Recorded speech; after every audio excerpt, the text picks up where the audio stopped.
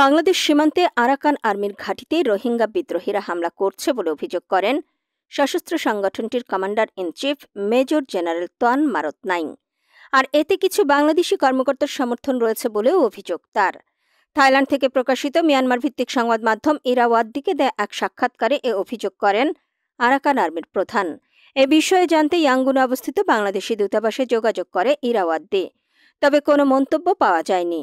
তোয়ান Mrat Naing জানান, Arakan Rohingya salvation army ও Rohingya solidarity organisation মিলিতভাবে 18 September রাতে উত্তর রাখাইন রাজ্যের মংডু টাউনশিপে আরাকান আর্মির একটি ঘাঁটিতে হামলা চালায়। তার বাহিনী যখন রাখাইনে মিয়ানমারের সেনা নিয়ন্ত্রিত এলাকা দখল করে শৃঙ্খলা ফেরাতে লড়াই করছে, ঠিক তখনই এই হামলা চালানো হয়। আরাকান আর্মির প্রধানের দাবি, বাংলাদেশি একটি বাহিনীর কর্মকর্তারা সীমান্তের ওপারে থাকা সশস্ত্রদের আমাদের ওপর হামলা চালাতে বলেছে। আগে এই সশস্ত্র নেতাদের সঙ্গে যোগাযোগ মূলত মধ্যস্থতাকারীদের মাধ্যমে হতো, কিন্তু এখন তাদের মধ্যে সরাসরি সমন্বয়ের বিশ্বাসযোগ্য তথ্য রয়েছে। তোয়ান মারত নাইংয়ের ভাষায়, রোহিঙ্গা সন্ত্রাসীদের নির্দেশ দেওয়া হচ্ছে যেন তাউং পিও এলাকায় হামলা চালানো হয়। ওই এলাকা বাংলাদেশ সীমান্তের কাছে।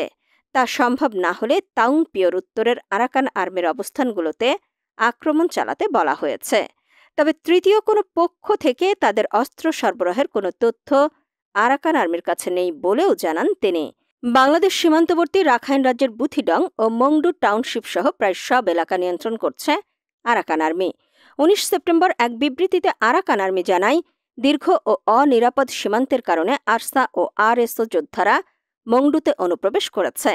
তারা স্থানীয়দের হত্যা করছে, অপহরণ করছে বা মুক্তিপণ আদায় করছে, সেই সঙ্গে সামাজিক যোগাযোগ মাধ্যমে ভুল তথ্য ছড়াচ্ছে। তোয়ান মারত নাইং বলেন, তারা সীমান্ত দিয়ে ঢুকে পড়লে সামনে যাকেই পায় হত্যা করে, এরপর নিহতদের গায়ে আরাকান আর্মির পোশাক বা সামরিক সরঞ্জাম পরিয়ে দেয়। কিন্তু আসলে যারা নিহত হয়েছে তারা সাধারণ মানুষ, আরাকান আর্মির সদস্য নয়। এদিকে আরসা দাবি করে, আরাকান আর্মির সঙ্গে এক সপ্তাহেরও বেশি সময় ধরে চলা সংঘর্ষের পর তারা ওই ঘাঁটির নিয়ন্ত্রণ নিয়েছে। তবে আরাকান আর্মি এর দাবিকে ভিত্তিহীন বলে উড়িয়ে দিয়েছে। আরাকান আর্মি বলছে, আরসা পরিত্যক্ত স্থানে ভুয়া ভিডিও ধারণ করে সমর্থকদের বিভ্রান্ত করার চেষ্টা করছে। অপরদিকে আরসা ও আরএসওর সঙ্গে সীমান্তবর্তী এলাকায় সংঘর্ষ চলাকালীন স্থানীয়দের বিচ্ছিন্ন এলাকায় না যাওয়ার পরামর্শ দিয়েছে আরাকান আর্মি। প্রয়োজনে সংগঠনের প্রশাসনিক ও নিরাপত্তা কর্মীদের জানানোর পরামর্শ দিয়েছে।